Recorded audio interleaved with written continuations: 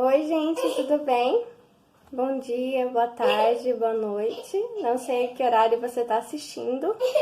Aqui é de manhã, hoje é dia 29 de novembro de 2021.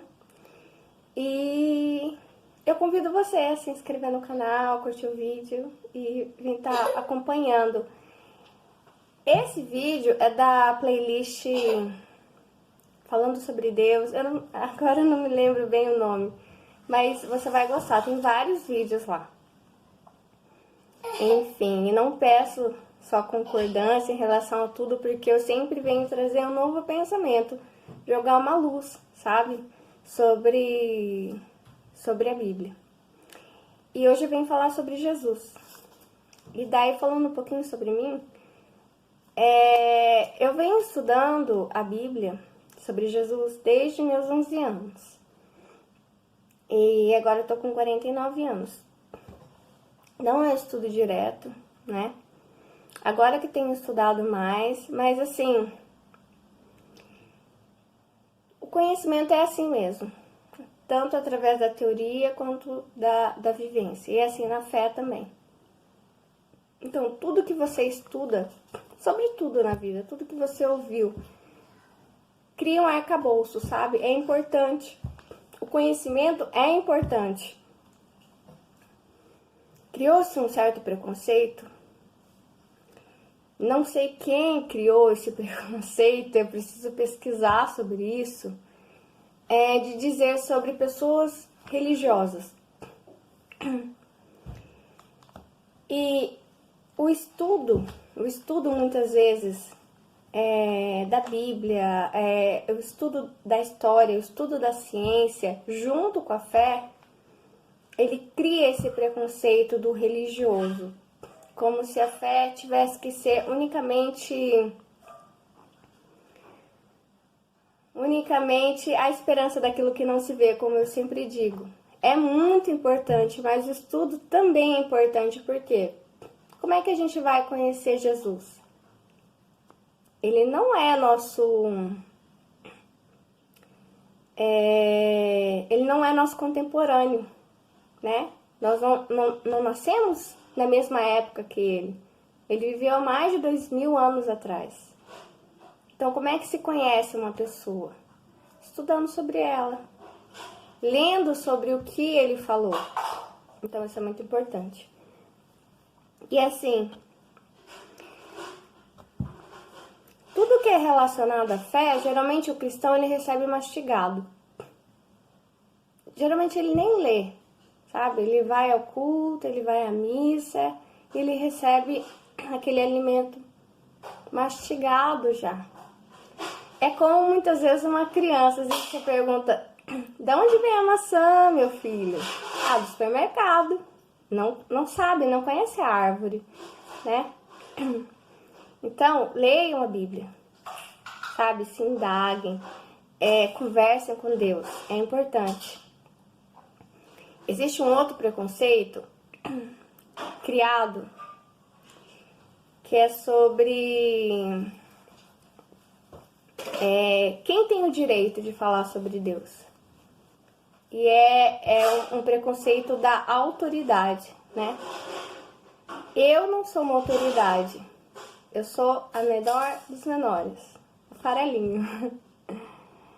Mas, por conhecer, né, que eu sou filha de Deus, que eu fui criada por Deus, e porque é algo que Deus foi firmando em mim ao longo do tempo, né? Eu não sou uma pessoa segura. Quem me conhece sabe que eu sou muito insegura. Mas é algo que estou me forçando a ser uma pessoa mais segura. Até pelo fato de conhecer na palavra que Deus me ama. Que eu fui criada por Ele, que você também deve ser. E você também pode falar de Deus, você também pode ler e tirar suas próprias conclusões e orar, né? Para que você entenda. Existe também um estudo que dizem que é o estudo no qual o próprio Espírito Santo te ajuda a entender, né? Te ajuda a entender aquela palavra. Sim, O Espírito Santo nos ajuda em tudo, né? Até para cozinhar um feijão, às vezes vou fazer uma comida, eu peço para ter êxito, né? E ele nos ajuda em tudo. Mas qualquer um pode, sabe? Qualquer um pode estudar a palavra de Deus. Qualquer um pode falar sobre Deus. O que eu quero trazer para vocês aqui também? O estudo, o conhecimento, ele sempre foi afastado do povo, dos menores, como dizia Jesus, da plebe, sabe? O estudo sempre foi algo na minoria. E até hoje é assim. E o estudo cristão, até hoje, ele é visto como algo da minoria. Ele é distanciado, sabe?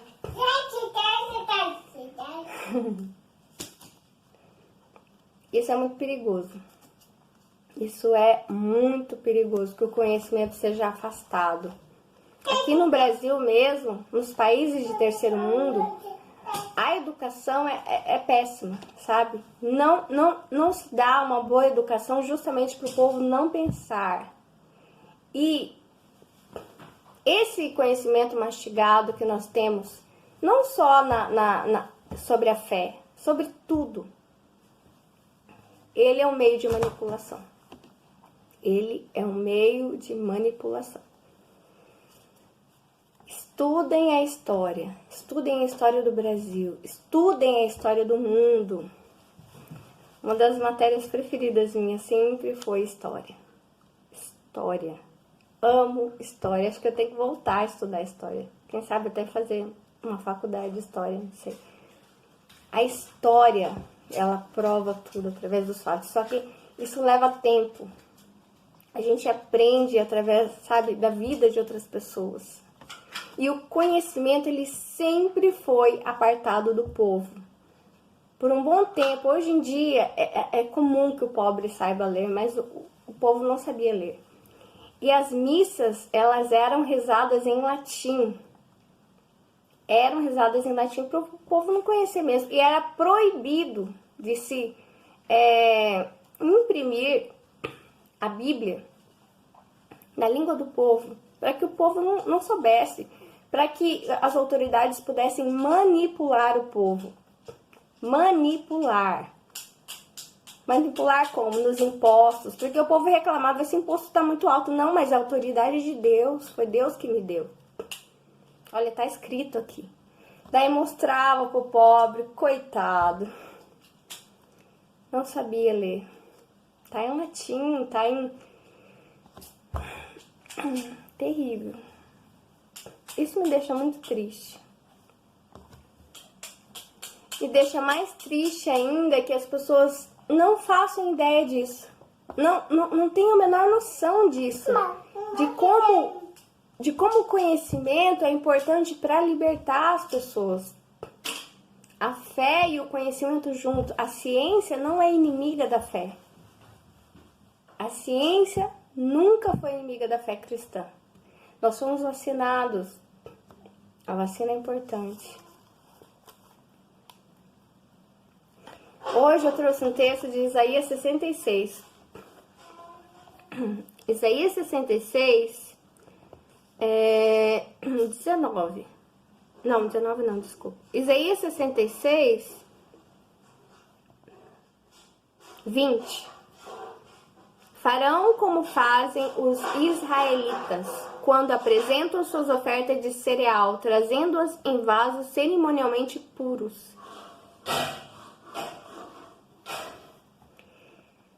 Também escolherei alguns deles para serem sacerdotes e levitas, diz o Senhor.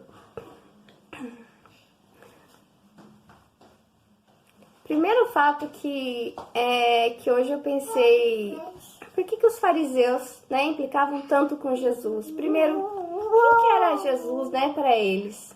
Ele era um sacerdote, ele era um levita, ele era um fariseu. Quem ele era? Ele tinha alguma autoridade? Ele simplesmente chegou e disse, sou filho de Deus. Entende que a sua posição social é muito mais importante do que a sua verdade? Entende?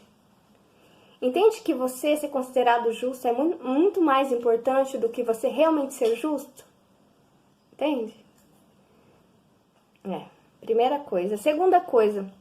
Farão como fazem os israelitas quando apresentam suas ofertas de cereal, trazendo-as em vasos cerimonialmente puros. Há mais ou menos um ano atrás, ou talvez mais, eu fiz um vídeo sobre o vinho. Porque muitos cristãos dizem que o vinho feito por Jesus no casamento era não alcoólico, né? E daí todo o questionamento. Enfim, não vou entrar nessa questão do álcool. Mas o vinho que Jesus fez naquele dia, eu estudei um pouquinho. É muito importante o estudo, estudem. Por quê? Imagina eu agora, né? Daqui 2000 anos, quem vai me conhecer? Só quem lê sobre mim, né? Se tiver algo sobre mim. Então, como é que alguém vai conhecer a Melissa daqui 2000 anos? Né? Então, assim, Jesus também. Em muitos dos livros do Novo Testamento, as pessoas tiveram que ler sobre Jesus, conversar com outras pessoas. Por quê? Porque não conviveram com Jesus. Muitos dos livros não conviveram. Então ele fala aqui, farão como fazem os israelitas quando apresentam suas ofertas de cereal, trazendo-as em vasos cerimonialmente puros. As ofertas de cereal para Deus eram feitas em vasos puros, provavelmente virgens, novos, recém-feitos. E naquele dia na festa, foi a pedido da mãe de Jesus, né? Ela viu ali da preocupação de todos, que tinha acabado o vinho. E o vinho pior é servido no final, né? Primeiro se apresenta o bom, depois o pessoal já tá alto, né? Por isso que eu falei que o vinho era alcoólico. Tá alto porque, né? O que fala ali no texto mesmo. E o judeu, ele bebe vinho alcoólico. Se você conhecer um judeu, você vai saber. É do costume dele. E Jesus era judeu. Então, quando o povo já estava alto, quer dizer, um pouco alcoolizado, se servia o vinho pior. E daí, quando chega com o vinho melhor que Jesus fez, fala, mas como assim? O vinho melhor vem no final, esse vinho tá excelente. E onde que Jesus fez esse vinho, gente? Quando os convidados chegavam na festa, havia uma tina, um recipiente grande de pedra para lavarem os pés. Porque naquela época não é igual hoje em dia, né? Não tinha asfalto, né? Era terra. Então, eu não sei se os judeus têm o costume de tirar as sandálias para dançar no casamento. Mas eles tinham que lavar os pés. Eles tinham esses costumes de lavar as mãos, lavar os pés. E essa tina era para lavar os pés, era de pedra. E ele mandou trazer esse vaso de pedra, que era de lavar pés. E pés muito sujos. Imagina. E nela ele fez o vinho para tomar. E eu te pergunto, você tomaria? Você tomaria um vinho que foi feito onde muitas pessoas, era um casamento, lavaram os pés? Ah, você vai falar, claro, foi Jesus que fez. Tá, mas ele era desconhecido. Ele era desconhecido.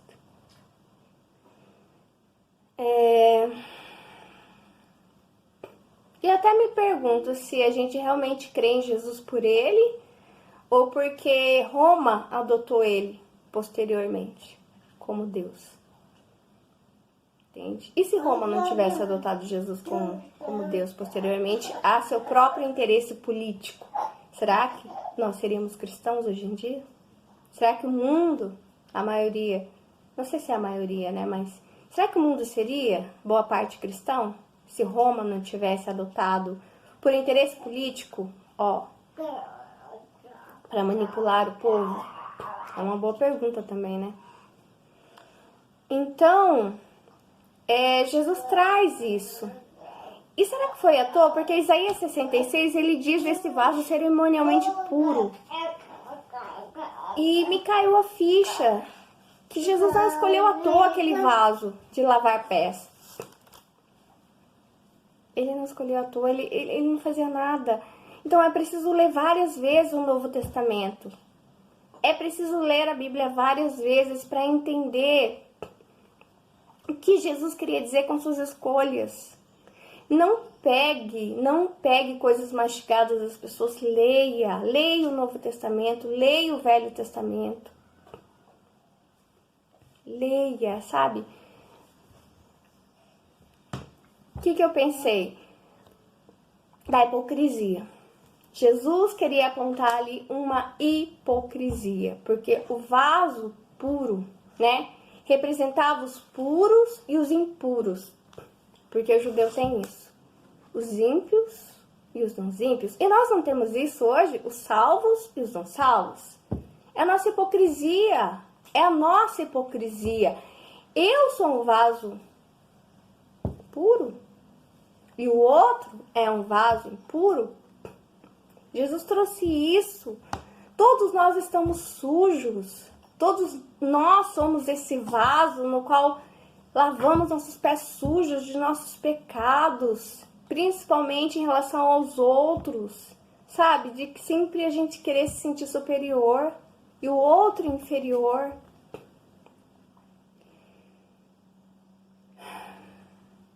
Então existia essa hipocrisia. Sabe, os sacerdotes, os levitas, eles eram homens puros. Será? Os fariseus, será que eram mesmo? Então leia diversas vezes, porque existem recados importantes que Jesus traz, através de coisas simples que passa batido. Temos que ler mais vezes, porque nós trocamos de palavras. Nós continuamos hipócritas, continuamos apartando as pessoas do conhecimento, continuamos separando as pessoas entre como inferiores e superiores, sabe? E Jesus diz, os últimos serão os primeiros serão os últimos. E o reino do céu se assemelha a crianças, sabe? É isso que eu queria trazer para vocês, para que vocês se atentem mais, leiam mais, e que o cristão, ele no fundo ele criou um sistema parecido com o judeu. Ele nega, mas ele criou. Criaram-se novos fariseus. Criaram-se as mesmas hipocrisias com palavras diferentes. As mesmas hipocrisias. O bom samaritano. Nossa, eu sempre penso, ainda não cheguei a uma conclusão sobre a parábola do bom samaritano.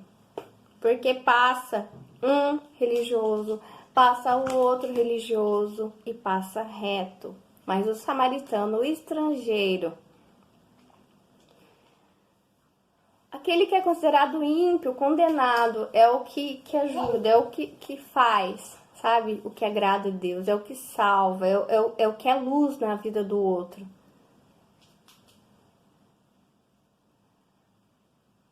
Mas na visão do salvo, não salvo, do ímpio, do não ímpio, do justo, do não justo, do puro e do impuro, aqueles que negaram ajuda, eles vão para o céu. Os que ajudaram, eles vão para o inferno. Como se Deus não se importasse com o que se faz, sabe? Não se importasse, como se você tivesse... Você entra no curso, é formado e aí acabou, sabe? Acabou. Nós poderíamos nascer, nos batizar e morrer. Não precisa mais nada. É o vaso cerimonialmente puro. Será que está realmente puro? Será que somos mesmos uns puros, outros não puros? E ele demonstrou isso várias vezes, ajudando leprosos, se aproximando daqueles que não poderiam se aproximar. Existe mais, muito mais que eu quero trazer. Ele se aproximou do corpo morto da menina e não se podia tocar em mortos, não podia se aproximar dos mortos sem se tornar impuro. Ele se aproximou, sabe, a ponto de tocar na mulher com fluxo de sangue, não se podia. Ele impediu o apedrejamento, que era a lei de Moisés. Ele se irou contra aquele mercado de coisas na frente da casa do pai dele, que era autorizada por autoridades, e provavelmente eles ganhavam muitos impostos em cima daquelas vendas. Ele desbancou as autoridades. E é um assunto que eu vou falar em outro vídeo sobre as autoridades. As autoridades, elas são vistas como elas são empossadas por Deus. São mesmo? São. Eu me lembro muito de ter estudado a história do Brasil. E existe um período do